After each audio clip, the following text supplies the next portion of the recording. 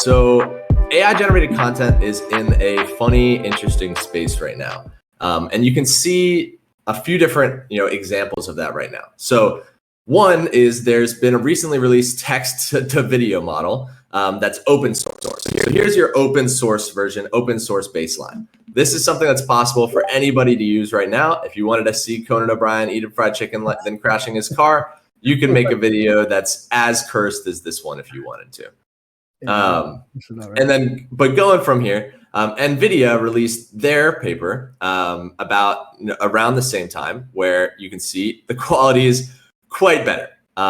Essentially, what they did was they did a similar approach, but they added a layer that focused on time specifically, so that the model could understand kind of like the passage of time. As you can see, this content got a whole lot better, and people have started to recreate this and get significantly better results, even for the open source version. So this is four-dimensional AI then? Yeah, yes, actually. Essentially, yeah. And so you can see, Stormtrooper vacuuming the beach, all pretty solid.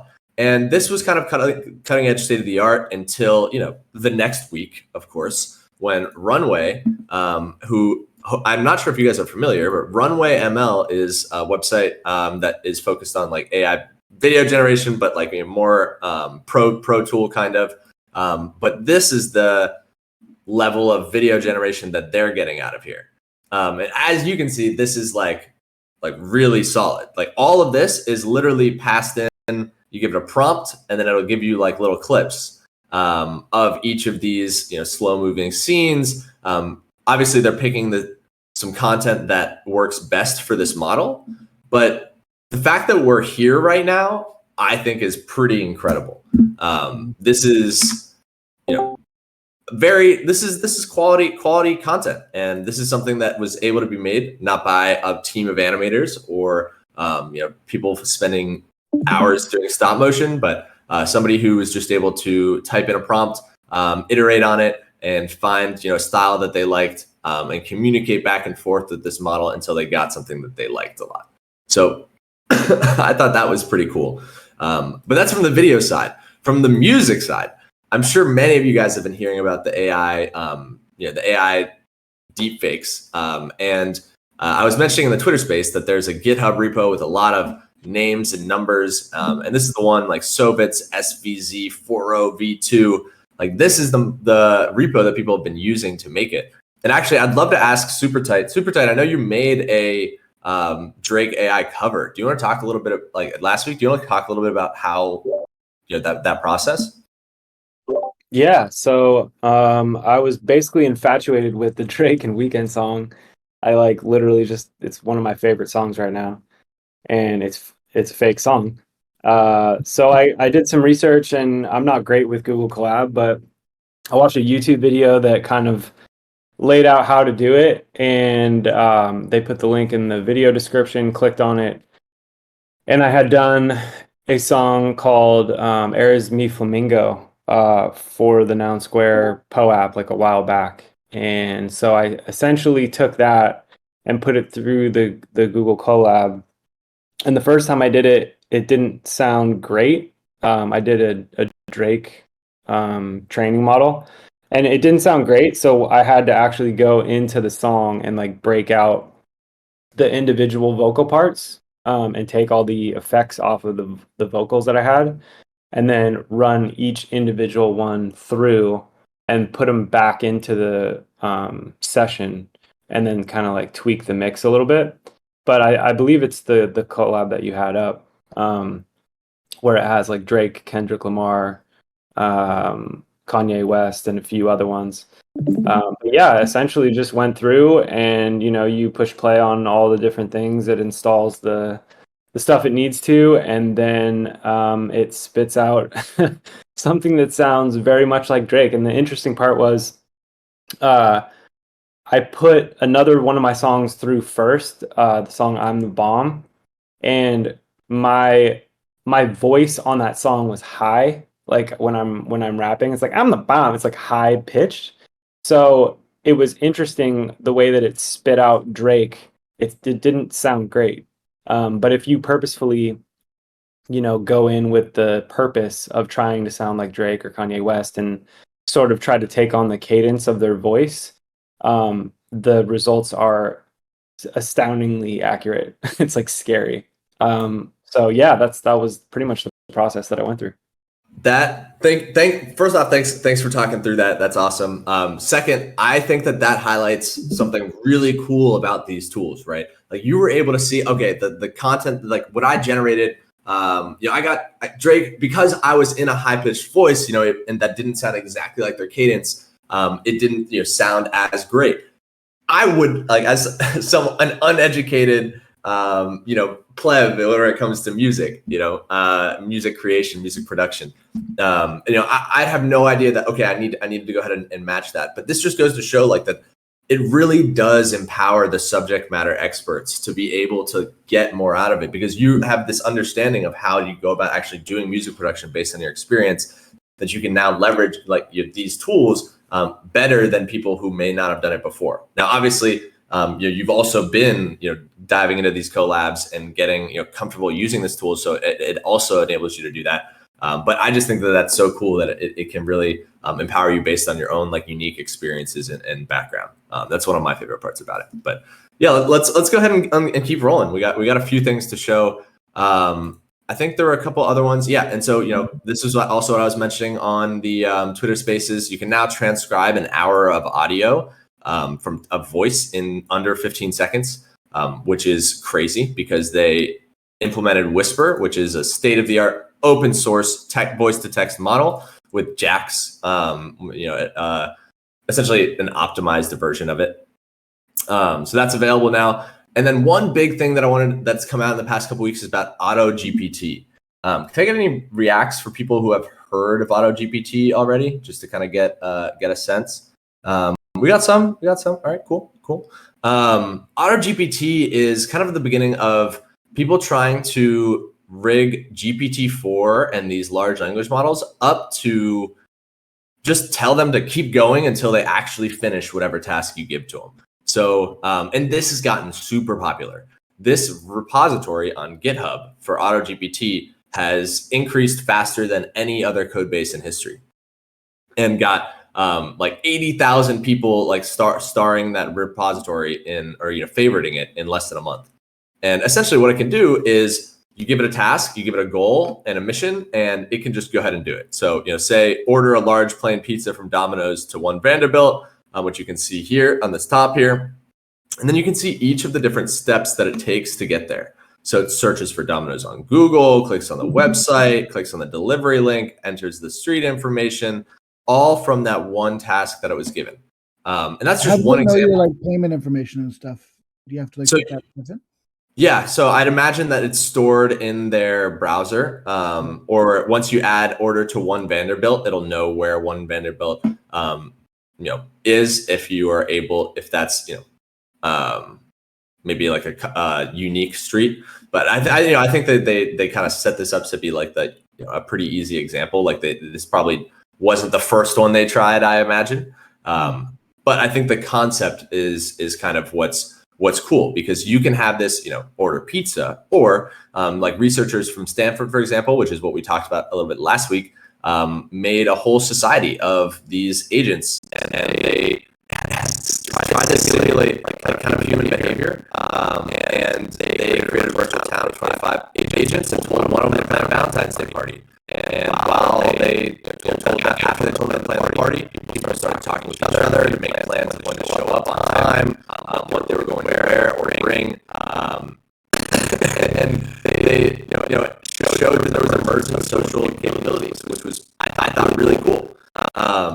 And so like this paper talks a little bit about how it works, and how people are using this thing, and how they're breaking it down. So like there's this agent that sends a task, and the task creation adds it to the queue, then it gets prioritized, and there's a memory piece of it, and all the user does is kind of provide this objective and task. So it's pretty cool. And if you're interested in messing with it, you definitely can. And this paper, or this article, is called The Complete Beginner's Guide to Autonomous Agents, if you're interested. But that's one of the biggest things happening right now in AI and machine learning.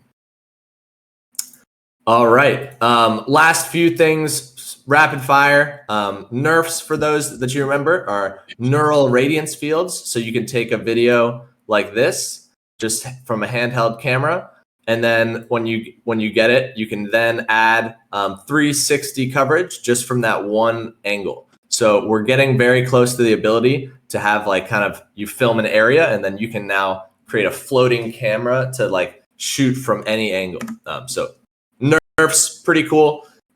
Robots, as you guys know, one of my favorites. Reinforcement, like they're getting a lot better with their robots that can move around. I'm pretty sure this is Google. Right, I believe this is Google. Yeah, robotics at Google getting better, having their robot moving around, able to sort trash, understand the different objects by using simulated environment and testing it on site while having robot classrooms so that they can hone their skills in person, just like people, which I think is kind of cool. And I think this is the last one. And then so Meta released the state-of-the-art segmentation model, and the segmentation model means you're able to locate individual objects in an image. And somebody rigged that up, but they released it open source, so it's called Segment Anything. So again, this is something that totally open source. If you wanted to use it for a commercial product, you could. It's very good. You tap anywhere on the screen and it segments that object. Somebody was able to take that together and put it with with video. So now, without pretty much any effort compared to if you've done video editing, just how hard it is to mask a specific object throughout a long scene. They're able to just do it. You can just remove them from the images, or add things on top of the mask. But yeah, track anything was also released. So a lot of really cool updates this week. Oh yeah, and then Super Tight sent that last thing, like the last thing about music. Grimes said that anybody can use her voice or use their voice to create AI music, and you just got to split your royalties with them. But yeah, pretty sick. Yeah, agree, Sasquatch. I gotta hit up Gami about it. But yeah, we actually hopefully maybe having competition coming with Gami too, or in NARS. But more on that in the coming weeks. I think this week we're focusing on two competitions, one the esports and one with potentially coming up next is the Noun Square. But maybe before we jump into esports results, we can switch gears a little bit and talk about some of the updates from our team that they've been pushing pretty hard on. Would love to turn it over to Honk and the Playground team because they've been pushing and they've got some cool updates to show. Honk? Hey, so give me 1 second to pull up a screen.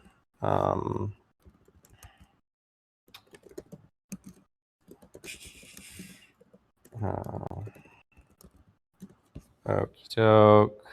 Share screen. Here we are. Entire screen.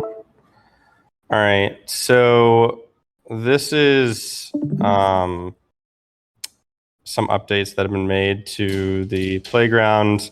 Those are all the Anon stuff is going to cease to be saved here pretty shortly because we have a lot of images that are being stored. But generally speaking, like there is your own sort of favorited images that you've made.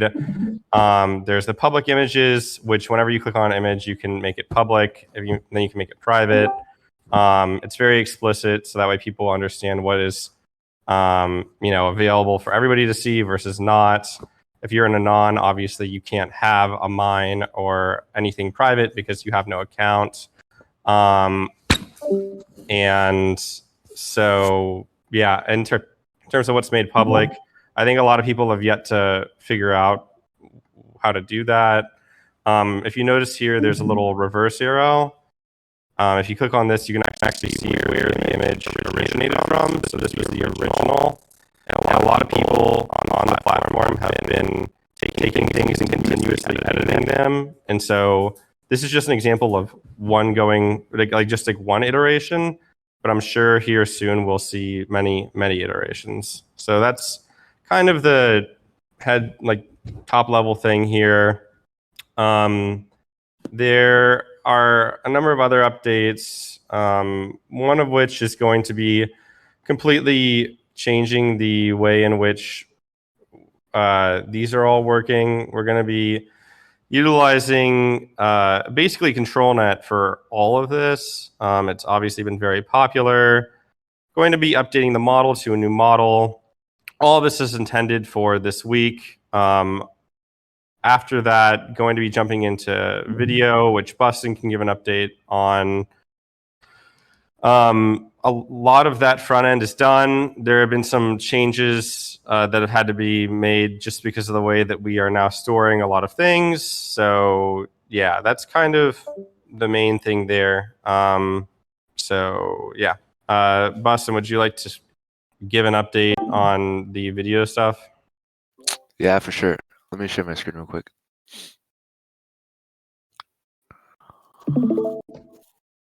All right, so yeah, there's been a whole lot of design changes to the video editor, and our version 1 is getting pretty close to release. I'll show the visuals right now, and then go through like the workflow and talk about what's being worked on afterwards. So as you can see, everything is a lot cleaner. As a user, like the typical workflow would just be starting with adding an audio file. So I'll just go ahead and press this. I'll add an audio file from my computer, like that.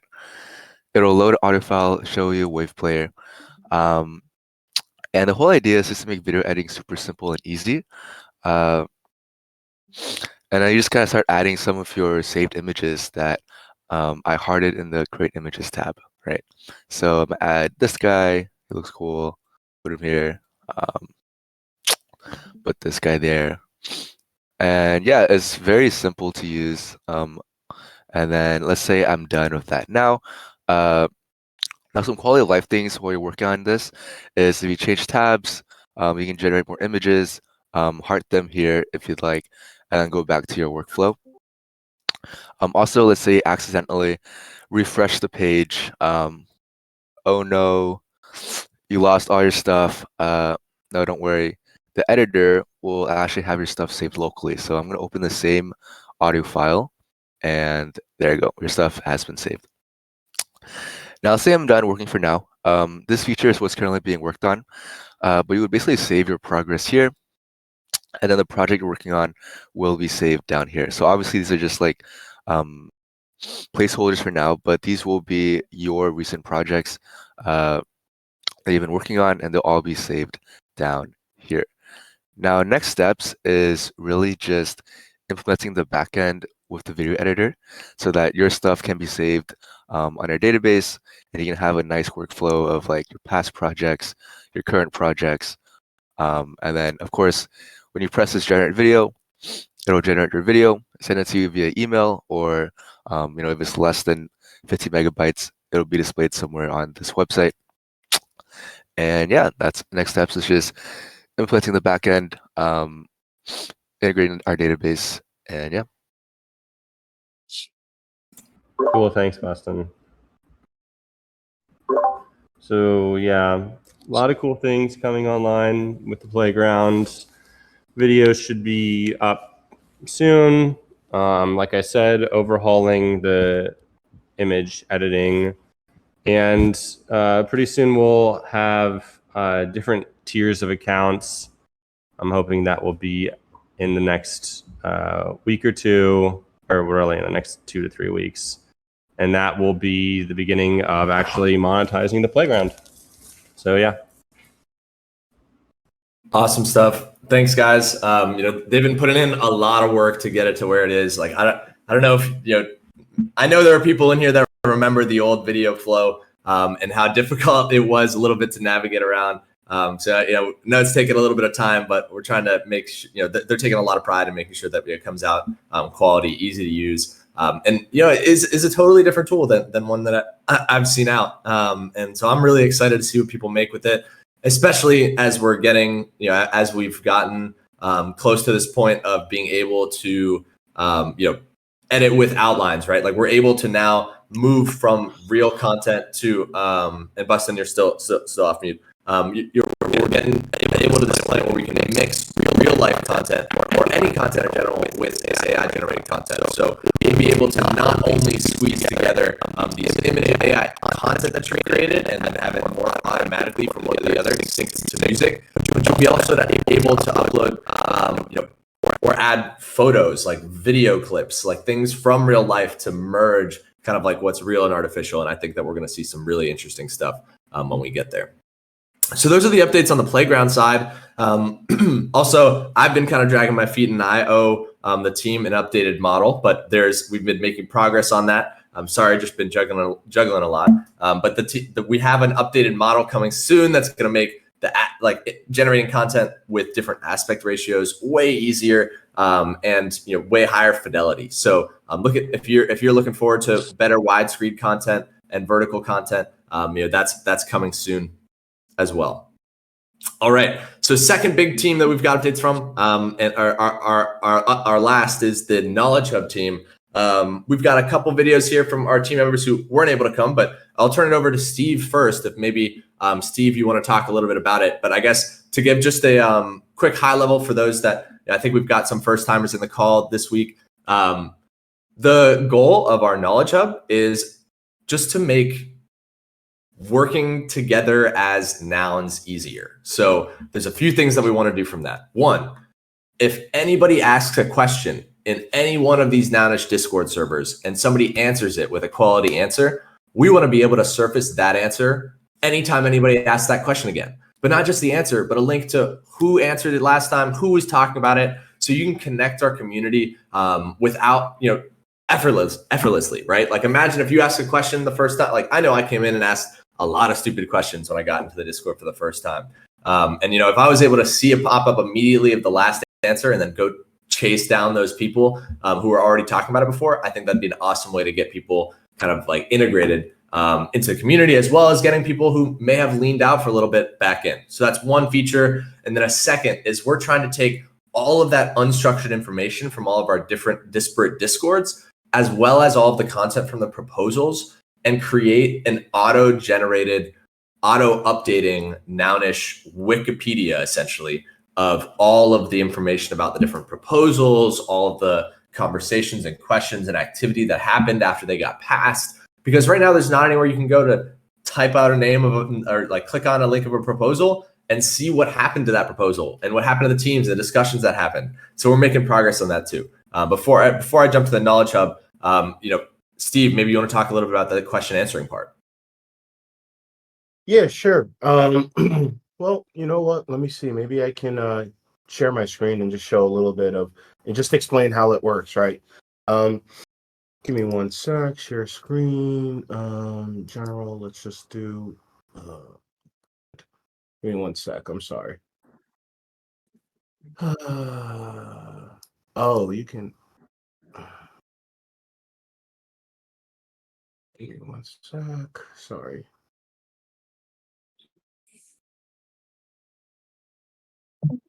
All right. Can you guys see my screen? Yes, it's still loading. There we go. All right. So do you see, does it show chat with Roko on? It does. Cool. So ultimately what we have is what Shep was suggesting is built a bot that is able to take a look at questions that are happening in a Discord and see if they've been answered before. And these really only applies to like anything that I've classified as nounish, right? So if you do something like if somebody's just in a chat and says, R noun CC0, the bot should, as you can see, pick it up and say, hey, that's a nounish question that has been asked before, right? And the idea here is that what we originally did was we would just try and answer these questions just using, the large language model, GPT, and it would just hallucinate and the answers were bad. So instead we took a different approach. We went through all the different Discord chat logs of places that were kind enough to let us, record the logs. Most of it is from the Legacy Nouns Discord. And we were able to look at questions that were asked. I wrote a classifier to only look for nounish questions. It's about 85% accurate, which is pretty good. It cuts out a lot of crap. It adds some stuff that shouldn't be there. But as you can see, like for this particular example, you know, that question has been asked before. And so it's not going to the language model when these questions are being asked. It's just saying, hey, has anyone asked this? Can you find me all questions that have been asked that are similar? Right. And this is just like the start of a way to, you know, like you can ask stuff like, do I get a refund if I lose my my bid on a noun, right? So if you ask that, it should answer it, but let me see. Looks like it didn't get any it didn't find any questions near to that one. Go ahead and maybe check the link. And here, let me drop this in that channel so you don't have to move. But if you want to check out like, you know, all the link of that, all of the, here, I just dropped it in. Oh, it's so see, there's some things you have to work on. So like that question has been asked before, and you can see people have asked. So I'd have to go in and look why the similarity didn't match. But the idea, more or less, and this is getting like a lot more. I don't know if that works anymore, Shep, that link, because I was just using that to test some data. But the idea here is that we're just bringing up questions that have been asked, right? And then you can upvote or downvote these. And you know, the more people upvote and downvote on these, the more accurate the responses are going to get, right? And now in the future, it would be nice to be able to answer questions that haven't been specifically answered yet. And that's where the wiki comes in that Shep mentioned. Is the idea is if we can build a knowledge graph and we can pull answers from that, even from questions which haven't been asked, then you have this combination of a tool which is answering questions to folks that have questions that have been asked before and ones that haven't been asked before, without the part of the hallucination. Hallucination being where it's making up, it's basically making up answers that aren't real. So, so yeah, right now you can kind of hop into a Nouns AI, can ask questions. If there's anything you feel that should have been answered, like I'm going to look into that one that was just not answered because it said there was nothing similar class before, even though it has been. But it works pretty well though. So if there has been something that has been asked similar in the past, it'll show you all the responses. We're going to have links to where that conversation happened in case you want to follow up, you know, with it only if it was in a public place, right? If it's in a private chat, we don't log those and we don't display those.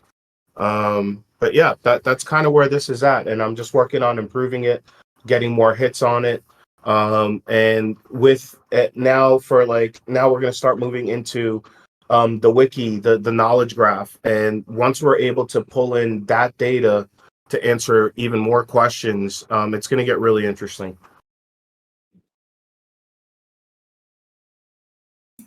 Awesome. Thanks, Steve. All right, I'm gonna do screen sharing once we're on my side. Right. Cool. All right. So this is that page I was just showing. These are some of the questions that we're able to pull from, and obviously, you know, they're not all perfect, right? But the point is not for them to be all perfect. The point is for them to be able to, for GPT-4 to be able to identify questions in chat and then look at the context, people who had replied, and among other things, like, you know, responded in a thread, for example, to get answers. And that way we can use those answers to surface them into the chat. And you may have seen when Steve was sharing his screen, you can thumbs up or thumbs down those responses. So we can use people's responses, like you can use people's feedback to be like, oh, this answer is the right one. You know, everyone keeps thumbing this up. We're going to put it at the top. Or this one is totally wrong. So when people put a down vote, you know, we'll be able to not show that one as frequently, but also we'll be able to build something where people will be able to give their own correct answer, so that could be added there directly, so that, you know, without any addition, like any effort, you just, downvoted. Oh, what was wrong with it? You know, type your answer in, boom, now it's there. Now people can upvote that one instead. But as you can see, you know, we got like 13,000 questions and answers. Obviously not all of them perfect, but you can, do you have any references? Check the chain. It's kind of funny. But there's a lot of cool things here, you know? So like even, you know, one of the biggest questions that's asked is how do I get started with nouns? Like where to get started with nouns now? it took me, when I got here for the first time, it took me a little bit of time to find nouns.center, and I was so happy I did find it when I did.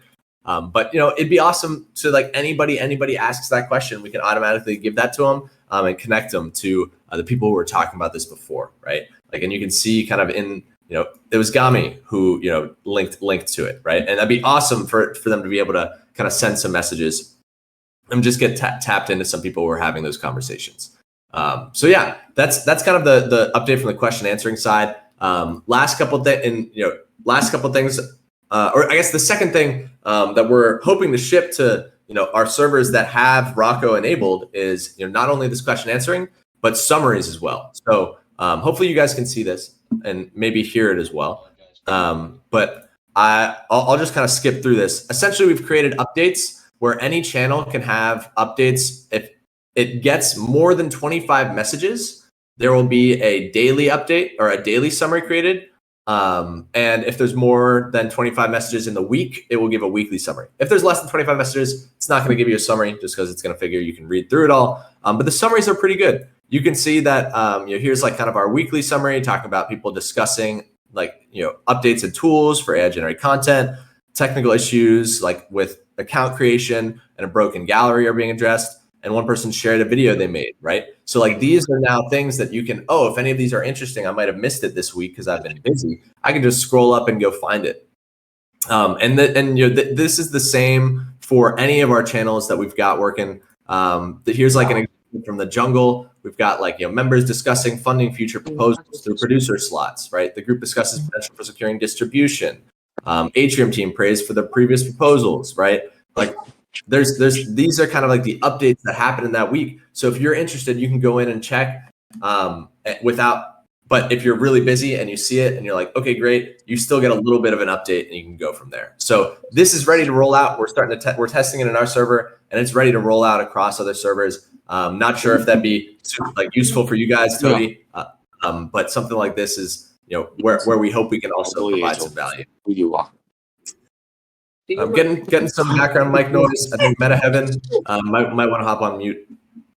Would appreciate it. Awesome. And then last piece before we get to the competition winner announcements. This is our knowledge graph so far from 50 different proposals. So for those of you that have come back, you guys have seen who have been here before, you've seen this is a large version of what we've created before. Essentially, this is 50 different proposals that have been passed into these large language models to create a knowledge graph connecting different content or like concepts and like entities. So if we zoom in here for a sec, you can kind of see it's tough to kind of move around here, but there's a lot of different connections between each of these different, and it's tough to kind of see here. Like this is kind of like the behind the scenes tool that is then going to be given to the Discord or to the wiki and then make it a lot easier to work. But you can see things like Big Shot Toy Works getting connected to Initiative, which is connected to Nouns DAO. So Nouns Communities IRL initiatives. We've got Big Shot Toy. We've got some other things like Noun Storytelling. There's an International Art Market, right? So like these are different. These are from different proposals that have come, and then we'll see that we'll get some wiki pages kind of like this. So we've got Nouners in here, and they're a node. They've got there's a source proposal from proposal 22 where they'd like to stake 10% of the treasury. And so these are kind of where you can see this connection starting to come together. Still in progress, of course, but we're trying to get a first draft out in the next month or so of this wiki so you guys can start playing around. And what's awesome is that none of this is going to be like hard coded. This is just like a typical wiki, right? Just like Wikipedia. The community, for example, Nouners, people who hold nouns will be able to give feedback to the content that's created here. You'll be able to be the moderators to make sure that the AI is getting things correctly. You'll be able to see the new things added and be able to give feedback on that very easily. And that's the goal. And so you can kind of see like there's different pages here. So I guess which one's this one? Oh yeah, different events. NFT New York City, Brand Week Miami, where it came from, like the different proposals. And this is just kind of showing where all this content's coming from, and it links directly to the proposals. And so this is just going to be a really great place to store a bunch of information that right now doesn't have a home, or that's the goal. So those are our updates. Any questions or anything like that before getting into our last piece of business, which is announcing some winners? Cool. All right. As always, you guys are killing it, and I love seeing everything you're working on. Thanks so much, Tody. All right. Let's go ahead and get to our winner announcements. Do we have? Let's see. We've got Sasquatch in here. Sasquatch, I don't know if you want to mention, if you want to add anything, but we're gonna go ahead and start getting into the winners of our competition here. 41,000 impressions off the Twitter post, which is pretty cool. But yeah, Sasquatch, do you have anything to add on the competition? I know you're in transit, so maybe not at the best time. You're coming in a little jarbled, man. Oh yeah, nice. Really in transit. All good. Well, wanted to say thanks from our side for Sasquatch for helping us get our first kind of like partner competition going for this new version of the playground.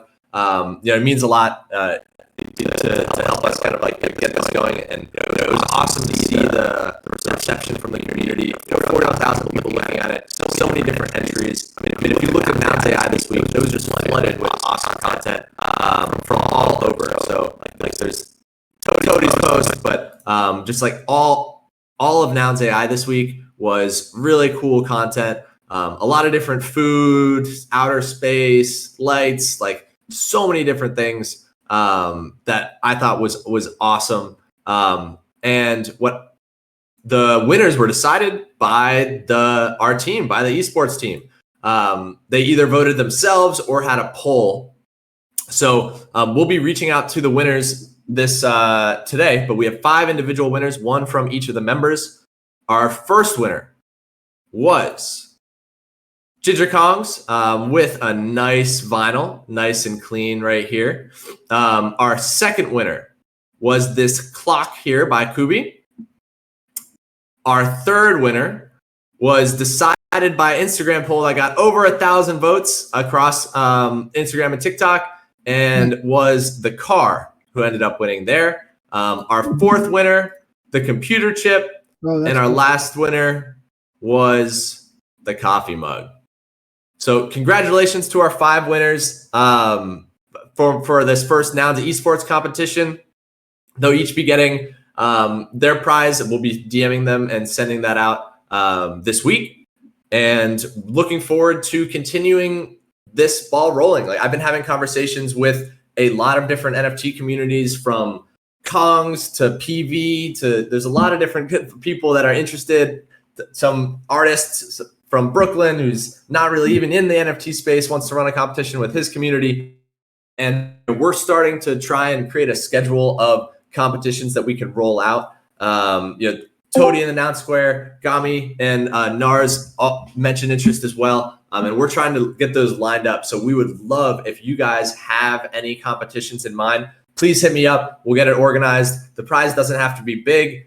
We just want to get people kind of using it. I'm pretty sure actually there's one going on right now that isn't explicitly using, isn't explicitly a competition that we partnered with, but people are already starting to make submissions for it. Where was it? I think it was Nouns Brazil, right? Oh, look, someone used it for our current contest right there too, for the Dawn wallet. Nice. Yeah. Awesome. Great. Yeah. So like there's a lot of competitions going on, but yeah, maybe Tody, do you want to talk a little bit about the competition maybe coming down the pipeline for the Noun Square? Yeah. So we talked a little bit about what makes a good contest from Nouns AI's perspective. And Shep mentioned that it's important that whatever image wins, gets some usage. down the line as well. A lot of times we do a lot of these art contests, and it's hard to give them all the recognition that they deserve and pride of placement in different places, just because there's so much of that art. So the idea we came up with was we need a new banner for our YouTube TNS YouTube. So we thought it would be kind of fun to replace. Currently, it's just a big subscribe button. So basically a blank canvas, and we'd like to have a contest to get people to design a new banner here using AI, Nouns AI specifically. Exciting stuff. And then one of the things that we're focusing on with our competitions, we want to make sure that if we're creating stuff, that there's a purpose, that it's there, that it's going to be content that exists for a while, and that you can feel good about having put time into that competition. So that's why I think it'd be pretty awesome. Anytime you check the Noun Square YouTube channel to see your own art up there. I think that's a great one. Same for the Nouns Esports, like new logo. These are the kinds of things that I think are great kinds of competition if you're looking to host one as well. But yeah, those are our updates for today. All right, we'll go ahead and wrap it up. Thank you guys so much for joining. This means a lot, to see the audience here. I know it's not always easy to remember that it's going on every other week. The team needs some time to put together updates. But yeah, please come back to these. We really do these for you guys. It keeps the whole team motivated, seeing a crowd in here. Big shout out to Noun Square and Toady for getting the message out this week and getting a good crowd. Appreciate you all coming out and hope you guys have a great rest of your week.